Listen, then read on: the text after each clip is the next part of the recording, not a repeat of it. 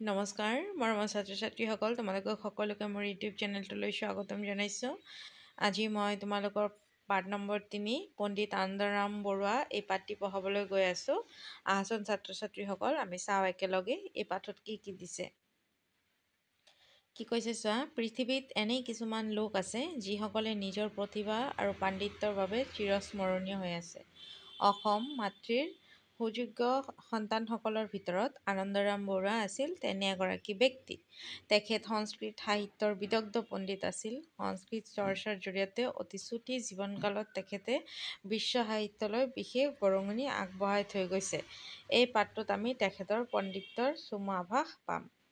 1870 চন অসমৰ এজন মেধাসম্পন্ন যুৱকে ভাৰতীয় প্ৰশাসনিক সেৱাৰ ICS প্ৰতিযোগিতামূলক পৰীক্ষাত সুখ্যাতিৰে উত্তীৰ্ণ হৈছিল। কিমান চনত? 1870 চনত।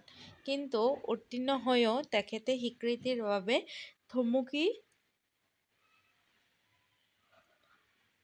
ৰ'ব লগা হৈছিল। কাৰণ এই পৰীক্ষাত উত্তীৰ্ণ বুলি ঘোষিত হ'বলৈ যি ন্যূনতম বয়সৰ প্ৰয়োজন, যুৱকজনৰ সেই বয়স হোৱা নাছিল।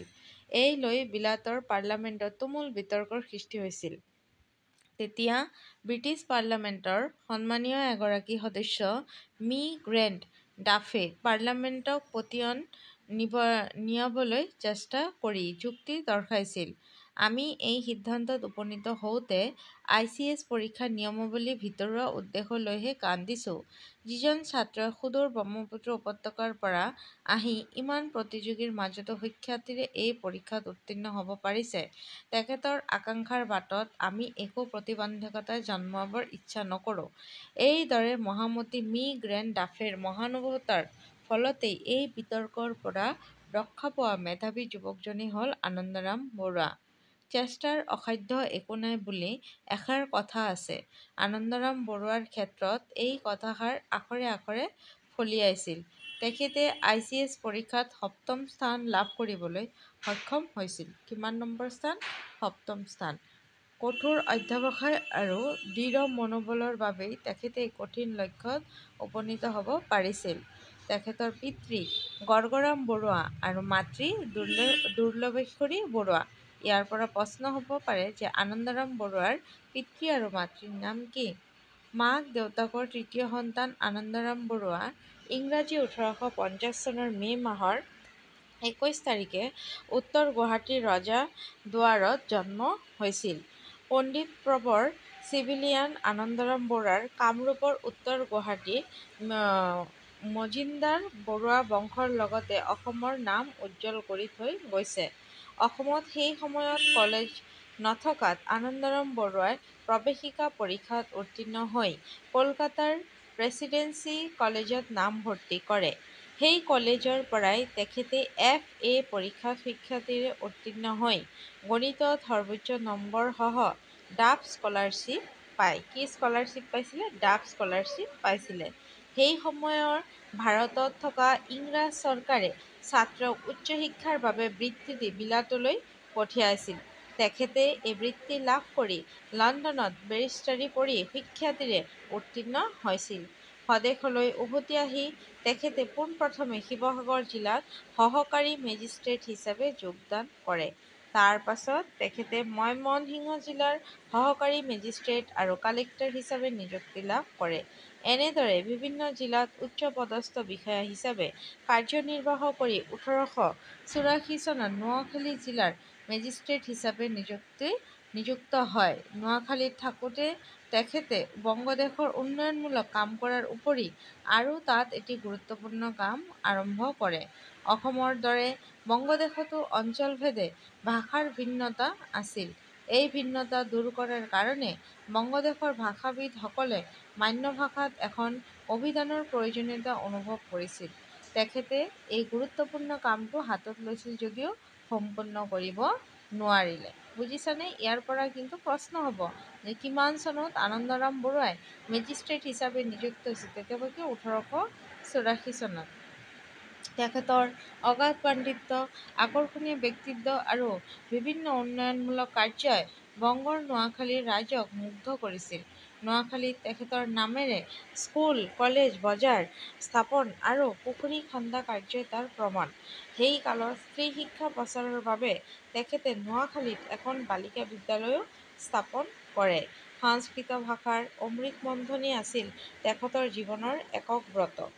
তেখেতৰ দৃঢ় অভিপ্ৰায় আছিল বিশ্বৰ বুকুত ভাৰতীয় ভাষা শিক্ষাৰ গৌৰৱ বিলোৱা। এই উদ্দেশ্যৰেই তেখেতে প্ৰাচীন ভাষা সাহিত্যৰ পুনৰুদ্ধাৰৰ বাবে চেষ্টা কৰিছিল। তেখেতৰ আশাসুধীয়া অধ্যয়নৰ ফলস্বৰূপে সৃষ্টি হৈছিল ব্যৱহাৰ উপযোগী ইংৰাজী সংস্কৃত অভিধান। এইবিলাক কিন্তু আনন্দৰাম বৰুৱাৰ অভিধানৰ নাম। উচ্চ সংস্কৃত ব্যাকৰণ, সংস্কৃত শিক্ষাৰ্থী সহচৰ আৰু সৰস্বতী কণ্ঠাভৰণৰ দৰে কালজয়ী অমৰ ৰচনাৱলী। তেখেতৰ পাণ্ডিত্যত বিমুগ্ধ হৈ সেই সময়ৰ প্ৰখ্যাত কবি মেকমিলানে এই স্তৱকটি লিখিছিল। কোন স্তৱক? এইটো চোৱা। এটা নাম আছে যাৰ পৰশত পুৱাৰ পৰা সন্ধিয়ালৈকে, সন্ধিয়াৰ পৰা পুৱতিলৈকে মই থিৰেৰে থাকিব নোৱাৰা হৈছোঁ।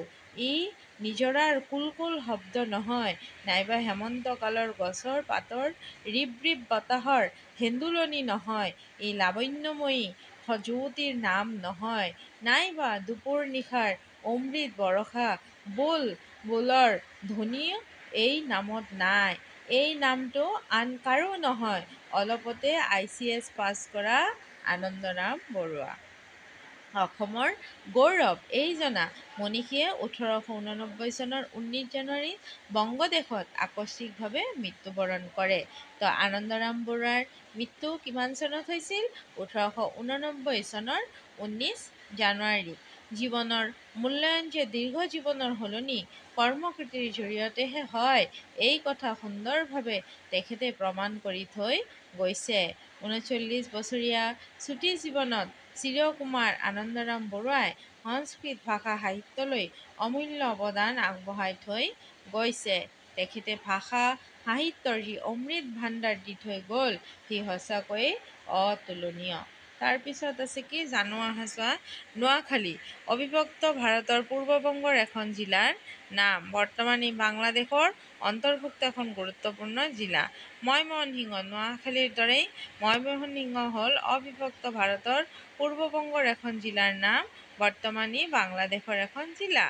আনন্দৰাম বৰুৱাৰ ৰচনাৱলী এইসমূহ কিন্তু সৰু সৰু টিকা আহিব পাৰে, তোমালোকে ধুনীয়াকৈ ইয়াৰ পৰা শিকিবা হা। আনন্দৰাম বৰুৱাৰ ৰচনাৱলীটো চোৱা কি কৈছে।